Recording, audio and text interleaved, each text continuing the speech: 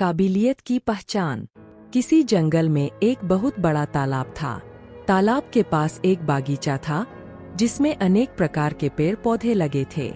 दूर दूर से लोग वहां आते और बागीचे की तारीफ करते। गुलाब के पेड़ पे लगा पत्ता हर रोज लोगों को आते जाते और फूलों की तारीफ करते देखता। उसे लगता कि हो सकता है एक दिन कोई उसकी भी तारीफ करे। पर जब काफी दिन बीत जाने के बाद भी किसी ने उसकी तारीफ नहीं की तो वो काफी हीन महसूस करने लगा। उसके अंदर तरह तरह के विचार आने लगे। सभी लोग गुलाब और अन्य फूलों की तारीफ करते नहीं थकते, पर मुझे कोई देखता तक नहीं। शायद मेरा जीवन किसी काम का नहीं। कहाँ ये खूबसूरत फूल और कहाँ मैं। और ऐसे विचार सोचकर वो पत्ता काफी उदास रहने लगा। दिन यूं ही बीत रहे थे कि एक दिन जंगल में बड़ी जोर जोर से हवा चलने लगी और देखते देखते उसने आंधी का रूप ले लिया। बागीचे के पेड़ पौधे तहस-नहस होने लगे। देखते देखते सभी फूल जमीन पर गिरकर निढाल हो गए। पत्ता भी अपनी शाखा से अलग हो गया और उड़ते उड़ते तालाब में जा गिरा। पत्ते ने देखा कि उससे कुछ ही दूर पर कहीं से एक चींटी हवा के झोंकों की वजह से तालाब में आ गिरी थी और अपनी जान बचाने के लिए संघर्ष कर रही थी। चींटी प्रयास करते करते काफी थक चुकी थी और उसे अपनी मृत्यु तय लग रही थी कि तभी पत्ते ने उसे आवाज दी, घबराओ नहीं, आओ मैं तुम्हारी मदद कर देता हूँ। और ऐसा कहते हुए अपनी ऊपर बैठा लिया। आंधी रुकते रुकते पत्ता तालाब के एक छोर पर पहुँच गया। चींटी किनारे पर पहुँचकर बहुत खुश हो गई और बोली, आपने आज मेरी जान बचाकर बहुत बड़ा उपकार किया है। सचमुच आप महान हैं। आपका बहुत बहुत धन्यवाद। यह सुनकर पत्ता भावुक हो गया और बोला, धन्यवाद तो मुझे करना चाहिए, क्योंकि तुम्हारी वजह से आज पहली बार मेरा सामना मेरी काबिलियत से हुआ, जिससे मैं आज तक अनजान था। आज पहली बार मैंने अपने जीवन के मकसद और अपनी ताकत को पहचान पाया हूँ। मित्रों, ईश्वर ने हम सभी को अनोखी शक्तियाँ दी है। कई बार हम खुद अपनी काबिलियत से अनजान होते हैं और समय आने पर हमें इसका पता चलता है। हमें इस बात को समझना चाहिए कि किसी एक काम में असफल होने का मतलब हमेशा के लिए अयोग्य होना नहीं है। खुद की काबिलियत को पहचान कर आप वह काम कर सकते हैं जो आज तक किसी ने नहीं किया है। हार जीत का फैसला बहुत समय पहले की बात है। आदि शंकराचार्य और मंडन मिश्र के बीच 16 दिन तक लगातार शास्त्रार्थ चला। शास्त्रार्थ में निर्णायक थी मंडन मिश्र की धर्म पत्नी देवी भारती। हार जीत का निर्णय होना बाकी था। इसी बीच देवी भारती को किसी आवश्यक कार्य से कुछ समय के लिए बाहर जाना पड़ गया। लेकिन जाने से पहले देवी भारती ने दोनों ही विद्वानों के गले में एक एक फूल माला डालते हुए कहा, ये दोनों मालाएं मेरी अनुपस्थिति में आपके हार और जीत का फैसला करेंगी। यह कहकर देवी भारती वहां से चली गई। शास्त्रार्थ की प्रक्रिया आगे चलती रही। कुछ देर पश्चात देवी भारती अपना कार्य पूरा करके लौट आई।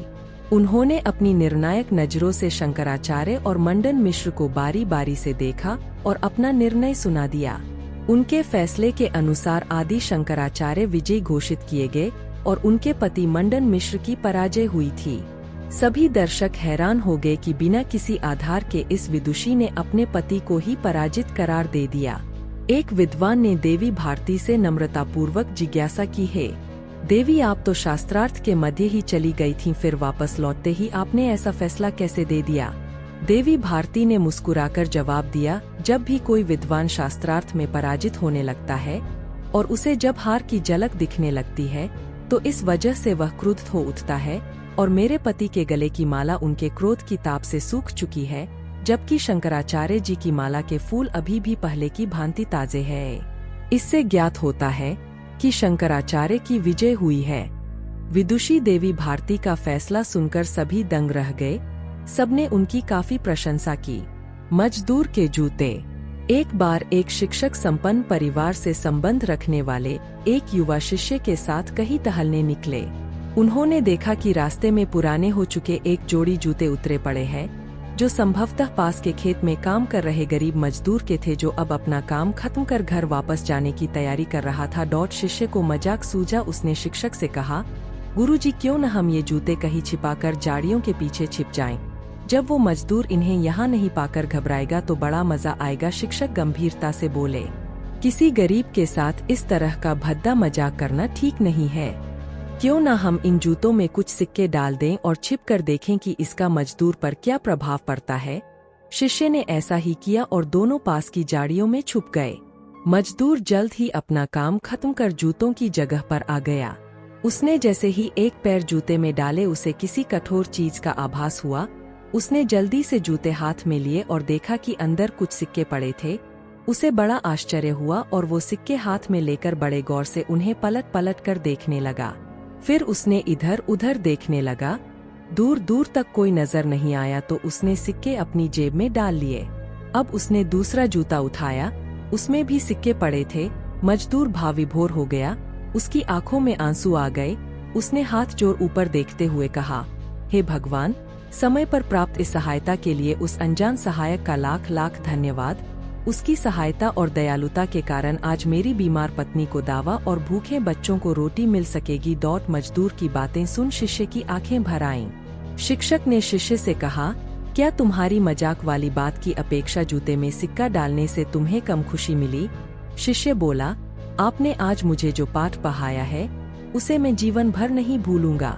आज मैं उन शब्दों का मतलब समझ गया हूँ जिन्हें मैं पहले कभी नहीं समझ पाया था कि लेने की अपेक्षा देना कहीं अधिक आनंददायी है।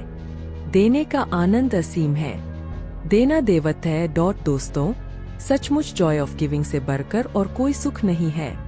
हमें इस कहानी से शिक्षा लेते हुए अपनी अपनी क्षमता के अनुसार जरूर कुछ न कुछ दान देना चाहिए और जरूरतमंदों की हर संभव मदद करनी चाहिए।